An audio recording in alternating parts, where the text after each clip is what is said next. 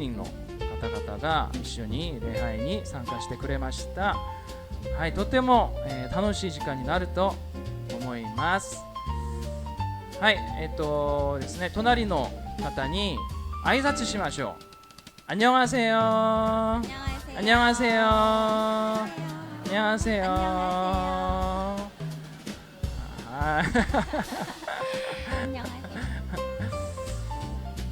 はい。じゃあ本番に入る前に少しちょっとこの教会のことを紹介したいと思うんですけど、경찰에게 안 넘어갑니다。ありがとうございます。はい、札幌ユニオンキリスト教会のご紹介になります。2年前に5月5日に設立礼拝をスタートにして教会の開拓伝道を始めました。はい、今ここにいらっしゃる方の顔も写真に、出てると思うんですけど、そうですね、普通の礼拝の様子ですね。みんな礼拝に参加してくれて、この教会はですね、子供と大人が一緒に礼拝するそういう特徴を持てます。なんかある方は子供と一緒に礼拝するのがちょっと負担だという方もいるんですけど、でもうちの教会は全然負担がないです。はい、なんかみんな結構大きい声出しながら礼拝する、そういう感じです。はい、それから礼拝が終わってグループを分けて、その日いただいた御言葉についてお話をする時間も持てます。最も大事なのは食べることだと思います。私たちは実は食べるに本気です。いつもなんか韓国のビビンパとかいろいろ食べながら礼拝を守ってます。はい、なんかお客さんが来てなんかメッセージを伝えてくれたり、そういう時間も持ってます。それからピクニックもたまには行くんですね。燃えれ沼とかみんな一緒に行って、やっぱり自分が持ってきたお弁当を食べながら楽しく時間を過ごす、そういう行動体です。はい、コミュニティですね。最近撮った教会の皆さんの写真です。はい、僕は本当にこの教会の一人一人が本当に貴重な存在だと思って、愛し合いながら、毎日、教会の方々のために祈っております。はい、じゃあ次はこの教会の働きをちょっとご紹介したいと思うんですけど、それは僕の妻家内のゆりさんに、お願いします。はい、ゆりさんをご紹介します。はいはい、いつもこの教会のユニオンランチの、美味しい食べ物を担当してます。いつもお世話になってます。家でもご食事ありがとうございます。はい、教会の牧師のジンの妻ゆりです。はい、この教会ではキッズキャンプという、子どもと親御さん向けの、英語で遊ぶプログラムを、月2回ぐらい行っています。今夏休みなのでキッズキャンプも休みになってるんですけれども、9月からまた始める予定です。主に小学生まで低学年までを対象にしてるんですけれども、教会に英語ができるお姉さんたちがいるので、そのお姉さんたちも積極的に手伝ってくれるようになりまして、とても充実な時間をみんなで過ごしています。キッズキャンプは私たちの教会が建てられる前から、1年前ですね、それで今から3年前から始めた活動なんですけれども、3年目ですね。それで、最初の頃は場所がなかったんですね。それでシェアスペース、有料のシェアスペースとか、そのシェアスペースが埋まってれば公民館とか、どこもスペースがなければ公園に行ってみんなでちょっと英語で賛美をしたりダンスをしたり、ゲームをしたりまた聖書のお話を聞いたりといった活動をしてきました。それで今は6家庭ぐらいが、毎週ではないんですけれども、行ったり来たりしながら参加をしてくださっています。キッズキャンプはただの英語を習い事ではなくて本当に英語を通して、イエス様の愛を感じてまたのびのびとみんなが愛されてるよ安心して遊べるよっていう空間を提供することも大事な、ことの一つだと思っています。もしご興味ある方はぜひご参加ください。キッズキャンプの様子はこんな感じです。最近はもうこの教会と建ててからはずっとここで行っていますけれども、活動としては、工作とか料理をしたり、簡単な科学の実験をしたりもしています。はい、以上ですありがとうございます。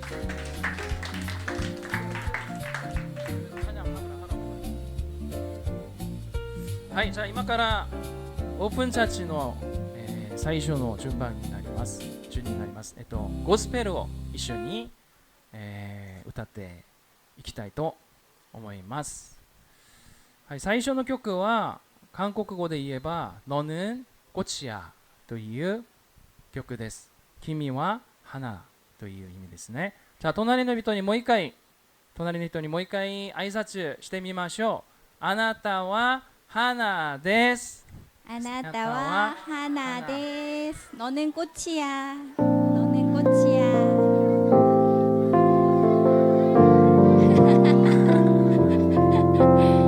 진짜 이름이 하나야.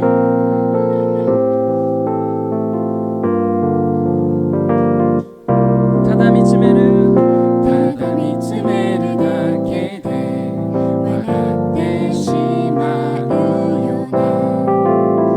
何よりも尊い君の笑顔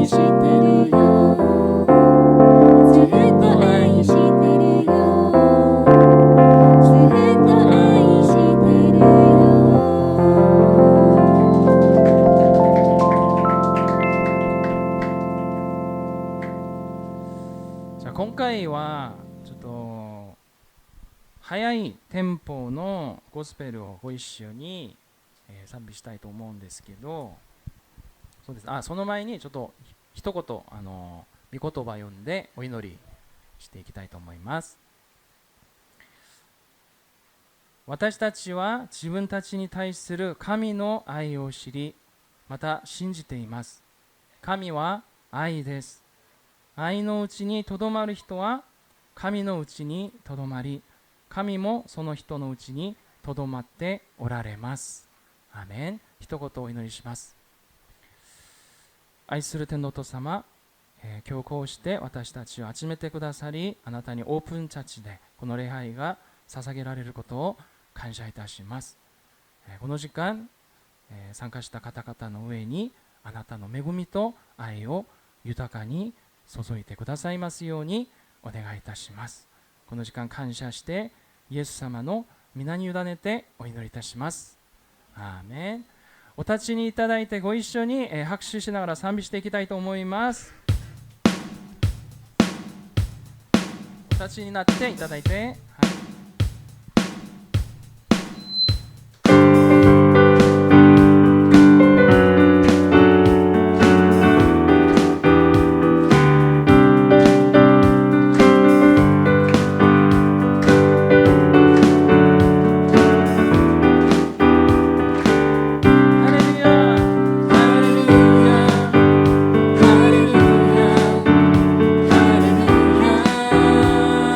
喜び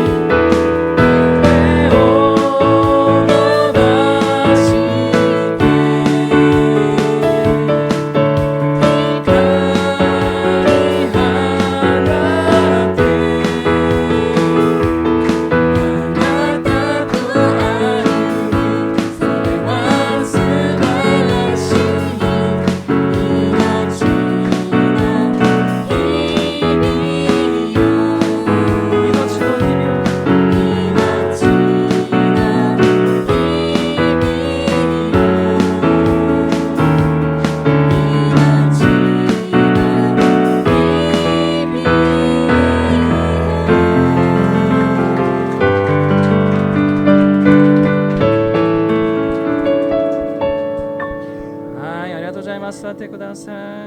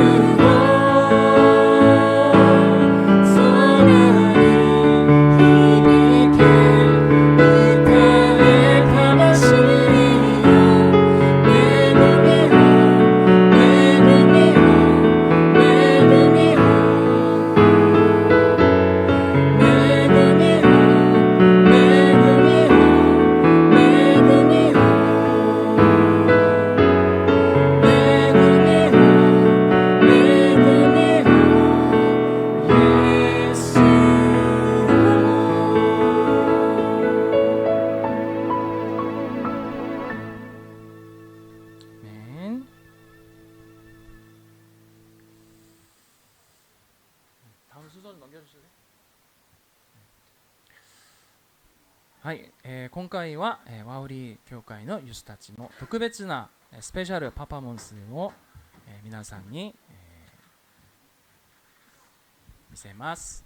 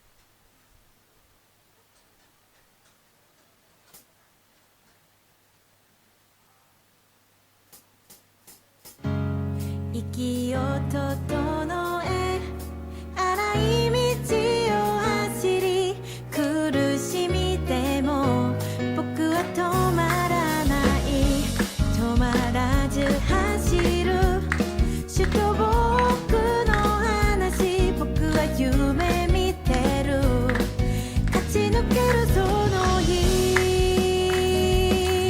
涙こぼれることが重荷になって諦めたくなっても召された主がわしのような力与える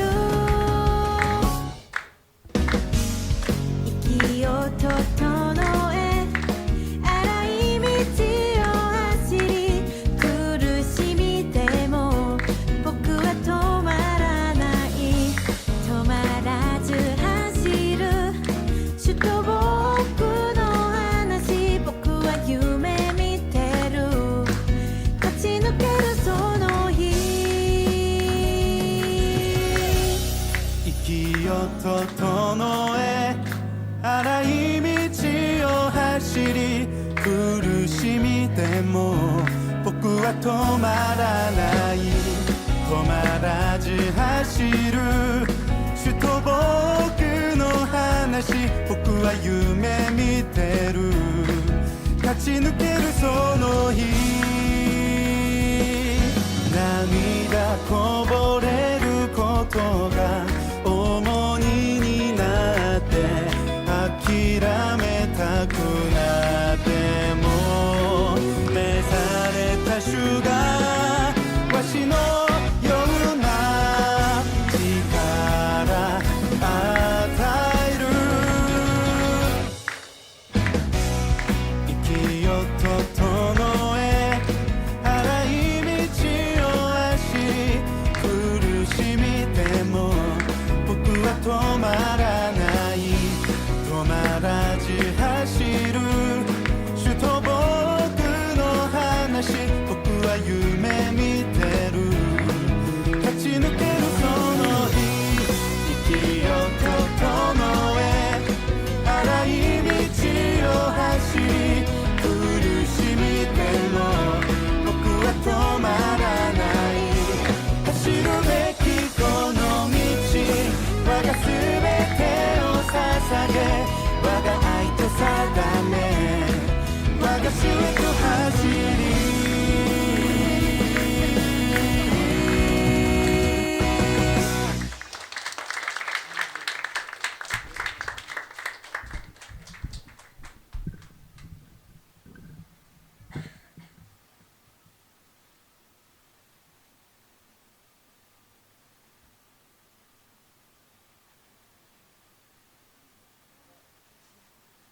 Saved by grace, not by works, not by works. Jesus did it for all of us. Oh no. Saved by grace, not by works, not by works. Jesus did it for all of us. Oh no. He's the way, the truth, the life. No one comes unless through Christ. He is the door, and through him we're saved. No other name can ever save. One mediator stands for all. Jesus alone, he hears the call. Saved by grace, not by works, not by works. Jesus did it for all of us, forever enough. Saved by grace, not by works, not by works. Jesus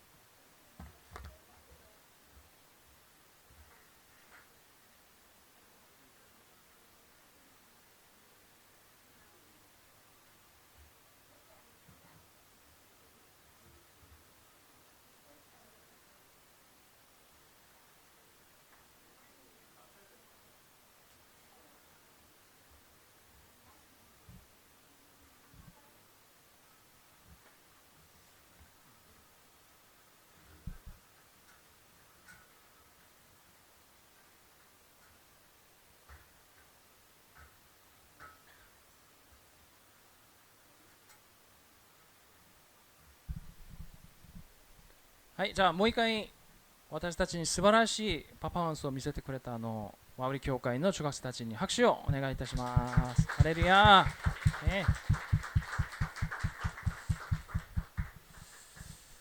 はい、ワウリ教会のユースたちは先週水曜日から札幌に、到着して、いろんな働きと、活動をやってきたんですけど、写真は昨日の、日韓交流会の終わった後、みんなで、撮った、記念写真です。写真はアンドリュー先生が、撮ってくれました。はい、はい、次の写真ちょっと見てみましょうか。北海道神宮にもちょっと見学で、行ってみて、日本の文化やいろんなどうやって札幌が、こんなに発達されているかということを学んできました。大通公園でみんなで、バスキング、バスキングやって、その日韓交流会の、チラシとか配ってきたんですけど、はい、次は、JR タワーですね。JR タワー。JR タワーは、何階ですか？韓国の。はい。48じゃないですね。はい。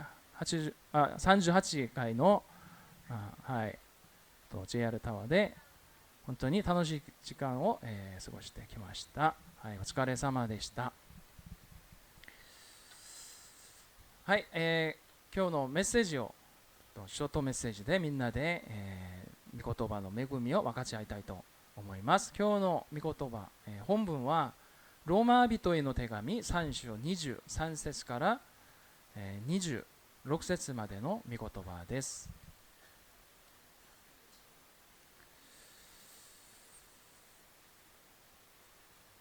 はい、ローマ人への手紙3章23節から26節。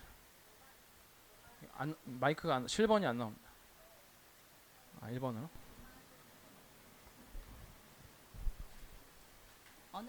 이거 로마서 3장 23절에서 26절입니다.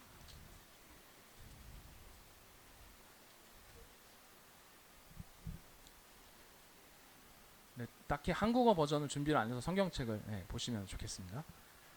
네, はい、ローマ人への手紙3章23節から、26節。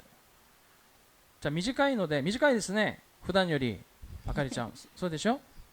はい、ありがとうございます。じゃあみんなでご一緒に告白してみましょう。せーの。すべての人は罪を犯して神の栄光を受けることができず、神の恵みによりキリストイエスによる贖いを通して値なしに義と認められるからです。神はこの方を信仰によって受けるべき地によるなだめの捧げ物として公に示されました。ご自ご自分分のの義義をを明らかにされるためです。神神はは忍忍耐をも耐をもっっててここれまでれまで犯犯されてされてききたた罪を罪を見見逃し逃しててこらこられれたので。たのですす。すなわちご自分ご自分がが義でありイエスを信じる者を義と認める方であることを示すため、今この時にご自分の義を明らかにされたのです。 아멘. 네, 우리 ここから韓国語でちょっとメッセージするんですけど、通訳はユリさんが担当してくれます。네, 우리 옆 사람과 이렇게 한번 인사하겠습니다. 왜 얘기를 안 해? 隣の人と挨拶しましょう。 God bless you. God bless God bless you. you. 뒤에 있는 사람이랑 뭐後ろの人 뒤에 있는- にも挨拶してくだ 네, さ God い。 bless you. God bless you. God bless you. 네, 감사합니다. ありがとうございます。 오늘은 사람은 무엇으로 살아가는가라는 제목으로 하나님 말씀 전하겠습니다. 今日は人は何で生きるかというタイトルでメッセージを取り継いでいきます。 여러분 사람은 무엇으로 살아간다고 생각하십니까? 皆さん人は何で生きると思っていますか？ 이 톨스토이라는 작가는 사람은 무엇으로 살아가는가라는 책을 통해서 세 가지 질문을 던지기도 했습니다. トイストリじゃなくてトルストイという作家は人は何で生きるかという本を通して3つの質問を私たちに投げかけています。 네, 오늘 이 책에 대한 내용은 설명하지 않겠습니다. 今日はこの本の内容は説明いたしません。 네, 사실은 저도 제대로 아직 읽어보지 못했습니다. 実は私も本の内容を熟知していません。 네, 집에 가서 한번 읽어보시기 바랍니다. 皆さん家に帰ってから読んでみてくださいね。 첫 번째 질문은 一つ目の質問は 사람의 마음 속에는 무엇이 있는가입니다. 人の心の中には何があるかということです。 네, 둘째, 二つ目は 사람에게 주어지지 않은 것은 무엇인가. 人に与えられていないものは何かということです。 세 번째는 三つ目は 사람은 무엇으로 사는가입니다. 人は何によって生きるかということです。 오늘 저는 이 세 가지 질문에 대해서 좀 생각해 보기를 원하는데요. 今日私はこの3つの質問に対して私たち一緒に考えてみたいと思ってるんですけれども、 네, 첫 번째 질문은 사람의 마음 속에는 무엇이 있는가입니다. では1つ目の質問、人の心の中には何があるか。 네, 선하고 좋은 것만 가득하다면 참 좋겠는데요. 良いことばっかりだと、良いことだけたくさんあるといいんですけれども、 네, 성경은 모든 사람이 죄를 범하였다고 말씀합니다. 聖書はすべての人が罪を犯したとおっしゃっています。 네, 로마서 3장 23절 모든 사람이 죄를 범하였음에 하나님의 영광에 이르지 못하더니. すべての人は罪を犯して神の栄光を受けることができずと書いてあります。 네, 지지난주 주일 예배 때 우리 오유리 선교사를 통해서 우리 교회에서 이제 간증을 좀 들었습니다. 先々週の、この終日の礼拝の時に、私、大ゆり宣教師を通して証しを聞きましたけれども、 네, 우리 어린이 여러분 혹시 기억나세요? 皆さん覚えていますか？ 네, 죄라고 하는 것에 대해서 많은 생각을 해볼 수 있었는데요. 罪というものに対してついて、たくさん考えさせられる時間だったんですけれども、 여러분 혹시 그 연가시라는 기생충을 아십니까? 皆さんもしハリガネムシという寄生虫をご存知ですか？ 한국에서는 이제 그 연가시라는 영화로도 이렇게 만들어졌었는데요. 韓国ではハリガネムシというタイトルで映画も作られました。 이 연가시는 물 속에 사는 곤충의 유충에게 이렇게 먹히게 됩니다. この 한번 ハリガネム 보여주시겠어요? シ 사진을? は水の中に住んでいる昆虫の幼虫に食べられて生きる、その中で生きるものなんですけれども、 이렇게 ちょっとグロテスクですね。 먹힌다고 해서 이렇게 죽는 것이 아니고 그 유충의 뱃속에서 살아있는 채로 얘가 이렇게 버팁니다. まず食べられるんですけれども、消化されて死ぬことではなくて、その幼虫のお腹の中で生き延びます。 그리고 그 유충이 자라서 이렇게 모기가 됐다고 합시다. もしその幼虫が蚊の幼虫だったとしましょう。 그 모기를 사마귀나 메뚜기가 이렇게 잡아먹으면 그 안에 있던 연가시의 유충이 거기로 이렇게 건너갑니다. その蚊の幼虫が水の外に出て、それがカマキリとかバッタに食べられたら、その中にいたハリガネムシの幼虫がそのままその昆虫に移り住みます。 다시 말해서 이 물 속에 사는 하루살이 유충은 연가시를 물에서 곤충으로 옮겨주는 이 운반체라고 할 수 있죠. 言い換えれば、この水の中に住んでいた幼虫はハリガネムシを水から水の外に運んでくれる運び屋だと言えます。 그리고 연가시는 그 안에서 계속 자라나고 어른이 되면 밖으로 나갈 준비를 합니다. そしてハリガネムシはその自分を食べた昆虫のお腹の中ですくすく育って大人になったら外に出る準備をします。 네, 사마귀 뱃속에 연가시가 있는데 사마귀는 전혀 그 사실을 알지 못합니다.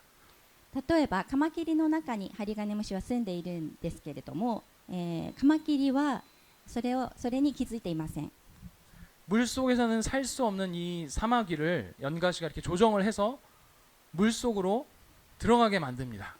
それからこのハリガネムシは、水の中では生きられないカマキリをコントロールして、そのカマキリが水に溺れるように仕掛けます。 네, 이렇게 해서 사마귀가 물 속에서 허우적대다가 이렇게 죽으면 연가시는 유유히 그 몸에서 빠져나와 가버립니다. カマキリがこの水の中に溺れて死んでいるうちに、ハリガネムシは悠々とその中から水に脱出していきます。 네, 이런 식으로 죄라고 하는 것이 이와 같다는 것입니다. 罪というものはこれにとっても似ているということです。 로마서 7장 20절에서 21절은 이렇게 말씀합니다. ローマ人への手紙7章20節から21節までの御言葉はこうおっしゃっています。 내가 원하지 아니하는 그것을 하면 이를 행하는 자는 내가 아니요 내 속에 거하는 죄니라. 그러므로 내가 한 법을 깨달았노니 곧 선을 행하기 원하는 나에게 악이 함께 있는 것이로다. 私が自分がしたくないことをしているなら、これを行っているのはもはや私ではなく、私のうちに住んでいる罪です。そういうわけで善を行いたいと願っているその私に悪が存在するという原理を私は見出します。 사도 바울은 자신의 그 마음 속에 죄가 있다고 고백합니다. 使徒パウロは自分の心の中に罪があると告白しています。 마음은 선을 행하기 원하지만 악이 함께 있다는 것입니다. 自分は善を行いたいと願っているんですけれども、悪が共にあるということです。 이 죄가 우리 마음속을 연가시처럼 장악하게 되면 그 죄가 시키는 대로 원하지 않은 것을 하게 됩니다. もしこの罪が私たちの心を掌握するならば、その罪が望むがままに私たちは自分は望まない罪を行ってしまうということですね。 그리고 결국엔 사망에 이르게 되는 것이죠. そうして死に至るということです。 그러니까 한마디로 죄라고 하는 것은 하나님과 단절되어서 내 힘으로 사는 것이라고 정의할 수 있습니다. 一言で言えば罪というものは神様と断たれて自分の力で生きようとすることだと、いうことができます。 내 힘으로 살려고 하니 여러 가지 그 연가시와 같은 것들이 내 마음속에 들어오게 됩니다. 自分の力で生きようとするといろんなこのハリガネムシのようなものが自分の心の中に入ってくるようになります。 내 마음속에 채워지지 않았던 공간을 차지하고 세상으로부터 만족을 추구하게 만듭니다. 心の中に満たされていない部分をその罪が入ってきて世の中で満足を求めるようにします。 예를 들면 뭐 게임에 이렇게 중독되기도 하고 미디어에 중독되기도 하고 도박에 이렇게 중독되게 만듭니다. 例えばゲームに中毒、ハマってしまったりメディアあるいはギャンブルにハマってしまう人もいます。 네, 게임이나 미디어가 나쁜 것이 아니지만 중독되는 것이 이 죄로 인한 현상이라는 것이죠. ゲームやメディアをうまく活用することは全く悪いことではありませんが、これに中毒されてしまえばそれが問題になってしまうんですね。 그래서 톨스토이는 사람에게 주어지지 않은 것은 무엇인가 이렇게 질문합니다. それでトルストイはその次にトルストイは人に与えられていないものは何かと質問しています。 톨스토이는 사람에게는 자신에게 무엇이 필요한가를 아는 힘이 주어지지 않았다고 합니다. トルストイは人には自分に何が必要なのかが分かる力は与えられていないと言っています。 그래서 인간은 하나님과 단절되어 자기 자신이 죄를 짓는지도 모르고 살아갑니다. 人は神様と立たれた瞬間から自分自身が罪を犯しているという意識もなしに生きています。 그래서 누군가가 외부로부터 도와주지 않으면 그 죄가 인간을 사망으로 끌고 간다는 것이죠. なので誰かがその外から助けてくれなければその罪が人間を死に、導いていってしまうんです。 그래서 하나님께서는 우리를 구원하시기 위해서 아들 예수 그리스도를 이 땅에 보내주셨습니다. 神様は私たちを救うために御子イエス・キリストをこの地に送ってくださいました。 그리고 예수님이 인간의 죄를 위해 십자가에서 모든 물과 피를 다 쏟으시고 죽으셨습니다. イエス・キリストは人間の私たちの罪のために十字架の上で全ての水と血を流して死んでくださいました。 죽음으로 끝난 것이 아니라 3일 만에 부활의 첫 열매가 되셔서 다시 살아나셨습니다. しかしその死で終わったわけではなく3日目に復活の発音として、よみがえられました。 그래서 예수님을 믿으면 우리의 모든 죄가 사라집니다. なのでこのイエス・キリストを信じれば私たちのすべての罪が洗い流されます。 네, 로마서 3장 24절을 함께 읽어보겠습니다. ローマ人の手紙3章24節の御言葉をご一緒に読んでみたいと思います。 네, 세노 神の恵みによりキリストイエスによる贖いを通して値なしに義と認められるからです。 아멘. 그리스도 예수 안에 있는 속량으로 말미암아 하나님의 은혜로 값없이 의롭다 하심을 얻은 자 되었느니라. 아멘. 예수님을 믿으면 우리의 모든 죄가 속량을 받습니다. イエス様を信じればこうして私たちのすべての罪があがなわれます。 이 모든 것은 인간의 어떤 노력이나 공로가 아니라 오직 하나님의 은혜로 값을 치르지 않고 주어집니다. このすべては私たち人間のどんな努力や行いではなくただ神様の恵みによって値なしに与えられます。 돈을 내지 않고 물을 마시고 돈을 내지 않고 음식을 먹는 것과 같습니다. お金を払わずに飲み物を飲んでお金を払わずに食べ物を食べるのと同じです。 값을 치르지 않고 의로운 사람이 된다고 말씀하고 있는 것입니다. 何も払わずに義と認められるとおっしゃっているのです。 그런데 문제는 내가 값을 치러야 한다고 생각하는 것이 문제입니다. しかしここで問題があります。私たちが何か値を払わなければと思います。 왜냐하면 우리가 세상의 논리에 너무나 익숙하기 때문입니다. なぜなら私たちがこの世の仕組みにとっても馴染んでいるからです。 세상은 값없이 주어지는 것은 없다고 말합니다. この世は値なしに与えられるのは何もないと言います。 그렇게 말도 안 되는 사랑은 있을 수 없다는 것입니다. そんなことありえないということですね。 그러나 그 말은 し 거짓입니다. かしそれは嘘です。 우리가 예수님을 믿으면 우리는 완전히 새로운 존재가 됩니다. 私たちがイエス・キリストを信じれば私たちは完全に新しい存在になります。 고린도후서 5장 17절은 이렇게 말씀합니다. コリント人への手紙第2の5章17節にはこう書かれています。 그런즉 누구든지 그리스도 안에 있으면 새로운 피조물이라 이전 것은 지나갔으니 보라 새 것이 되었도다. 誰でもキリストの中にいれば新しく作られたものです。昔のものは過ぎ去りました。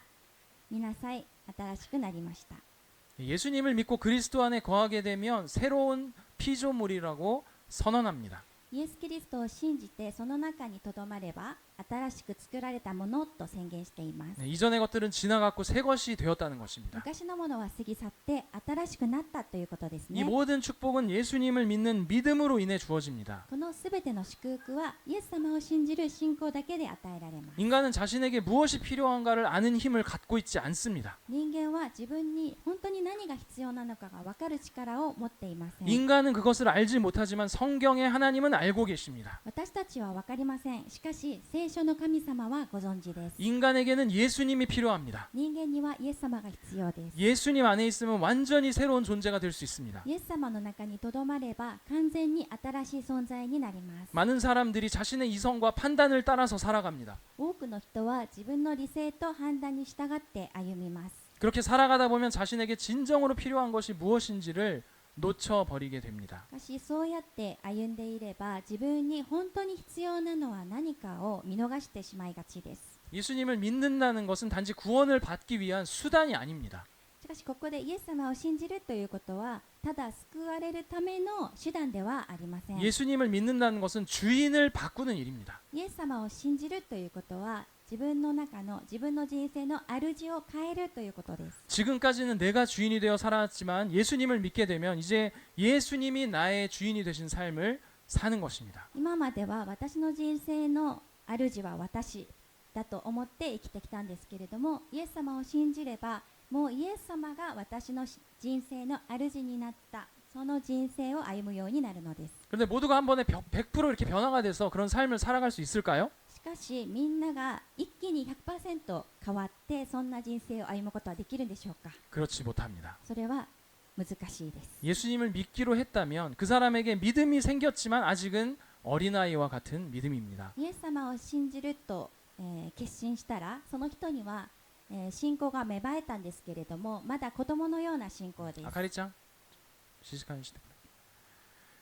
그래서 쉽게 흔들리기도 하고 마음에 갈등이 생기기도 합니다. なので簡単に心が揺れてしまったり葛藤が起きたりもします。 하나님께서는 예수님을 믿는 사람들을 한 곳에 모이게 하셨고 이 공동체를 이루게 하셨습니다. それで神様はイエス様を信じる人々を一つの場所に集めてくださいまして、共同体コミュニティを作ってくださいました。 그곳이 바로 교회입니다. それがまさに教会です。 교회를 다니면서 말씀을 듣고 믿음이 성장하게 되고 교회를 다니면서 어려운 문제를 함께 이겨내고 서로 기도해주고 돌보며 살아가는 것입니다. 教会に通いながら御言葉を聞いてその信仰が成長するようになり、また教会に通いながらお互い難しい問題について一緒に祈り合って愛し合って、支え合いながら生きるのです。 또한 맛있는 음식을 함께 나눠 먹고 놀러 다니기도 물론 해야 합니다. 難しいことばっかりではなくって美味しいものを食べたり一緒にピクニックに行ったりももちろんします。 네, 자 오늘의 세 번째 질문입니다.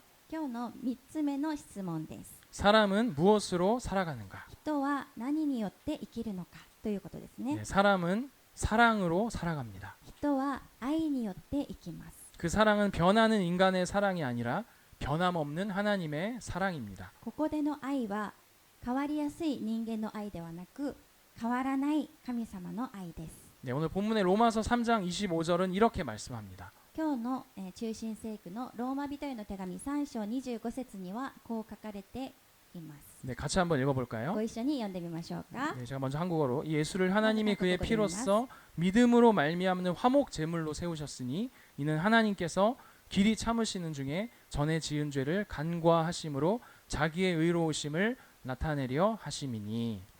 次に日本語で一緒に読みましょう。せーの。神はこの方を信仰によって受けるべき地によるなだめの捧げ物として公に示されました。ご自分の義を明らかにされるためです。神は忍耐をもってこれまで犯されてきた罪を見逃してこられたのです。アーメン。 예수님이 하나님과 우리 사이를 화목하게 하는 제물이 되셨는데요. イエス様は神様と私たちの間をの仲直りをしてさせてくれるそのようななだめの捧げ物になられましたけれども、 우리가 죄 가운데 있을 때 하나님께서 죄로 인해 죽어야 하는 우리를 오랫동안 참으셨다는 겁니다. 実は私たちが罪の中にいるときに神様がその罪によって死ぬべきだった私たちを長く忍耐してくださったのです。 그리고 그 죄를 예수님 때문에 모르는 척 해주신다는 것이죠. そしてその罪がなくなったのではなくて、実はイエス様のためにそれに目を向けない、それがないように思ってくださる、認めてくださるということです。 네, 왜 그렇습니까? なぜでしょうか。 하나님께서 자기 자신의 그 의로우심을 나타내시기 위함이라고 말씀합니다. それは神様がご自分の正しさ、義を、表すためだとおっしゃっています。 근데 더 중요한 것은요. しかし最も大事なことはですね、 26절 말씀입니다. 26節の御言葉で 네, す。 곧 이때 자기의 의로우심을 나타내사 자기도 의로우시며 또한 예수 믿는 자를 의롭다 하려 하심이라. 함께 읽어보겠습니다. ご一緒に読んでみましょう。せーの。すなわちご自分が義でありイエスを信じる者を義と認める方であることを示すため、今この時にご自分の義を明らかにされたのです。 하나님께서 이 자신의 의로우심을 나타내시고 또한 예수님을 믿는 자를 의롭다고 하기 위해서라고 말씀합니다.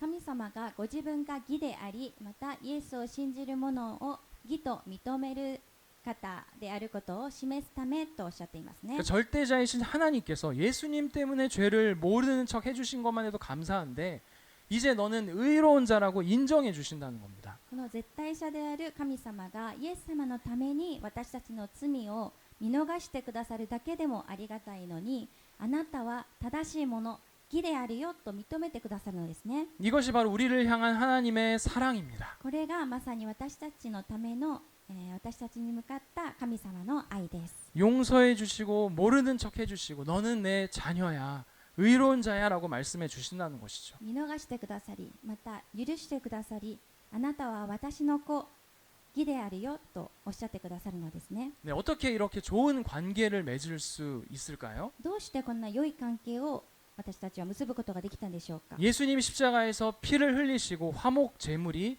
되어 주셨기 때문입니다. イエス様が十字架の上で血潮を流して、なだめの捧げ物になってくださったからです。 네, 말씀을 정리하겠습니다. ここで御言葉をまとめます。 네, 사람의 마음속에는 무엇이 있는가? 人の心の中には何があるか。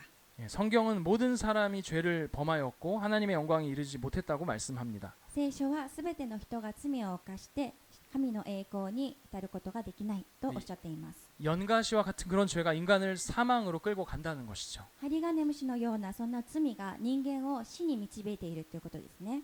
사람에게 주어지지 않은 것은 무엇인가? そして人に与えられていないものは何か。 사람에게는 자신에게 무엇이 필요한가를 아는 힘이 주어지지 않았습니다. 人には自分に何が必要かが分かる力が与えられていません。 그래서 하나님께서 죄로 인해 죽을 수밖에 없는 우리를 위해서 아들 예수 그리스도를 이 땅에 보내주셨습니다. しかしそれをご存知である神様が罪によって死ぬことになっている私たちのために御子イエス・キリストをこの地に送ってくださいました。 사람은 무엇으로 살아가는가? そして人は何によって生きるんでしょうか。 인간은 변함없는 하나님의 사랑으로 살아갈 때 완전한 삶을 살아갈 수 있습니다. 人間は変わらない神の愛によって生きるときに完全な人生を歩むことができます。 네, 그 새로운 시작은 예수님을 믿고자 하는 그 믿음으로 교회에 다니기 시작할 때부터 가능해집니다. その新しいスタートはイエス様を信じようという信仰で教会に通い始めたときに可能になります。 네, 이 놀라운 축복을 누리는 저와 여러분이 되시기를 소망합니다. この素晴らしい祝福に預かる私と皆さんになりますように願います。 기도드리겠습니다. お祈りいたします。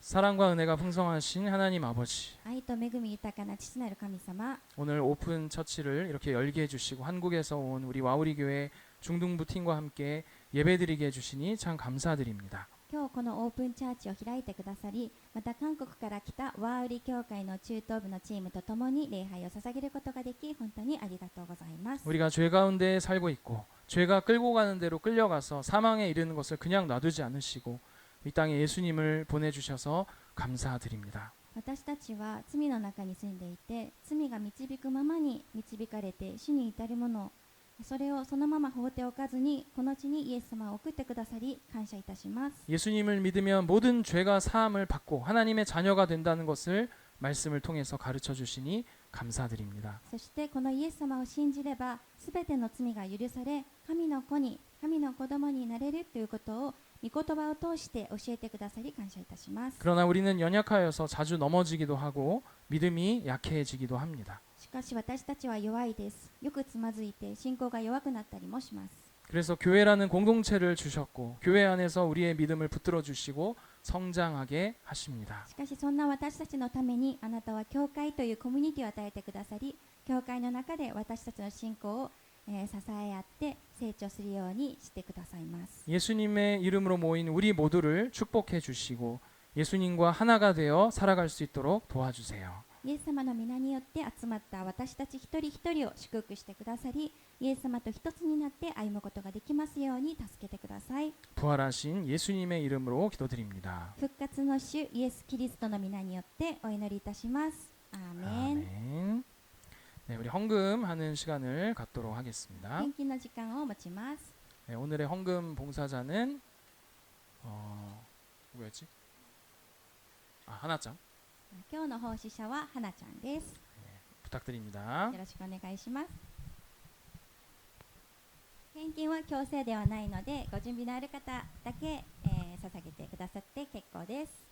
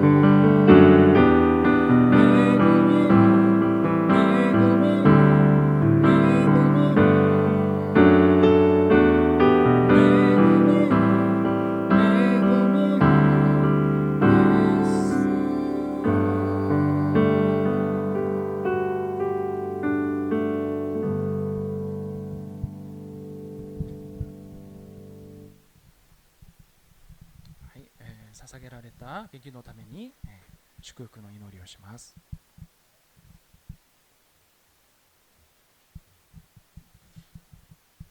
はい、お祈りします。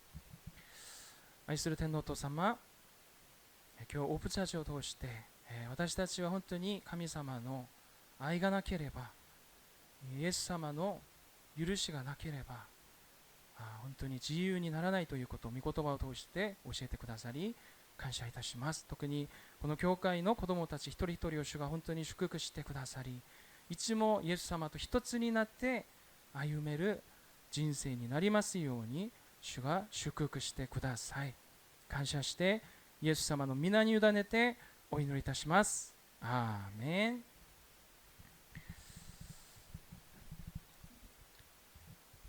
はい、お立ちになってください。祝祷をします。축도하겠습니다. 자리에서 나와주시면 감사하겠습니다.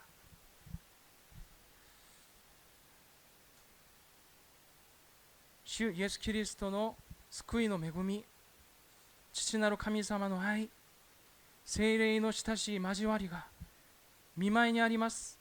イエス様と一つになって歩む一人一人の上にどこしえに豊かにありますように。アーメン。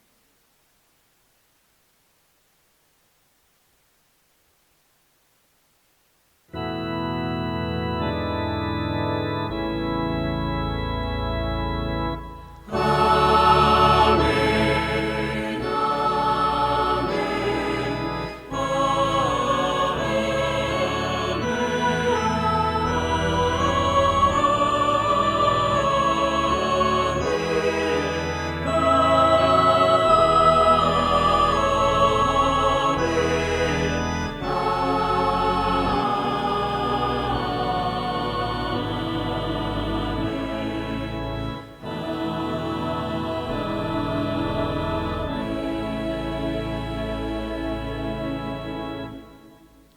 도착席ください. 네, 자리에 앉아주세요.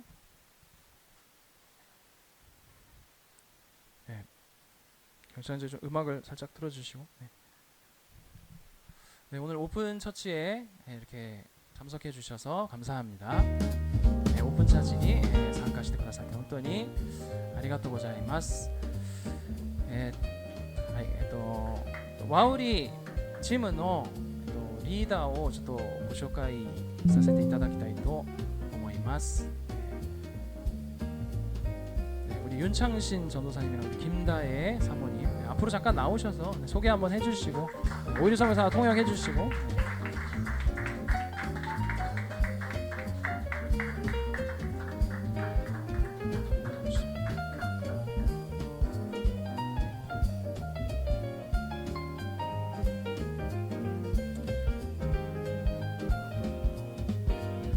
네, 안녕하세요. 저희는 와우리 한국에 있는 화성의 와우리 교회에서 왔습니다. こんにちは。私たちは韓国にあるワウリ教会という教会から来ました。 저희가 이 교회에 오기 위해서 1월부터 8월까지 준비를 하고 왔었습니다. 私たちは今ここに立つ前に1月から、ずっと準備をしてきました。 5박 6일의 일정이라서 지난 수요일부터 내일 월요일 아침에 이제 다시 한국으로 돌아가게 되는데요. 5泊6日の日程なので、もう今日がほぼ終わりで明日には韓国に帰ることになりますが、 저희가 준비한 7개월보다 이 5박 6일의 시간이 더 짧으면서도 더 즐겁게 여겨지는 것 같습니다. 私たちが今まで準備してきた長い時間よりも本当に、来てみればあっという間に時間が過ぎて楽しく過ごさせていただきました。 함께 찬양할 수 있어서 기뻤고 一緒に賛美することができてとても嬉しかったし、 함께 예배할 수 있어서 기뻤고 また一緒に礼拝できて嬉しかったし、 일본의 복음화를 위해서 계속 기도하고 또 한국에 돌아가서 또 동일한 마음으로 사랑하는 마음으로 섬기겠습니다. これからも日本のために、日本の救いのために、韓国に帰ってからも祈り続けたいと思います。 그리고 저희 18명의 학생들이 있는데 そしてここには18人のワウリ教会からの中学生の皆さんがいるんですけれども、 우리 친구들과 다 비슷한 나이대의 친구들입니다. ここにも同じ年齢の子供たちがいますね。 이 학생들도 한국으로 다시 돌아가서 この学生たちも韓国に帰ったら、 각자의 자리에서 一人一人の場所で 신앙의 길들을 잘 걸어갈 수 있도록 信仰に固く立って歩むことができますように、 많은 기도 부탁드립니다. 皆さんもお祈りください。 감사합니다. ありがとうございます。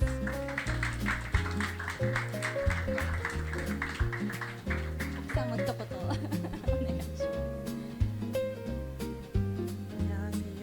저는 윤창신 전도사의 아내 김다혜입니다. こんにちは。私はユン伝道師の妻であるキムタイエと申します。 일본에 여행으로는 자주 왔었는데 이렇게 선교로 오게 된 거는 처음이었습니다. 日本に旅行できたのは何回か来てるんですけれども、宣教できたのは初めてです。 여행으로 올 때는 볼 수 없었던 모습을 볼 수 있어서 좋았고 함께 예배할 수 있어서 너무 감사했습니다.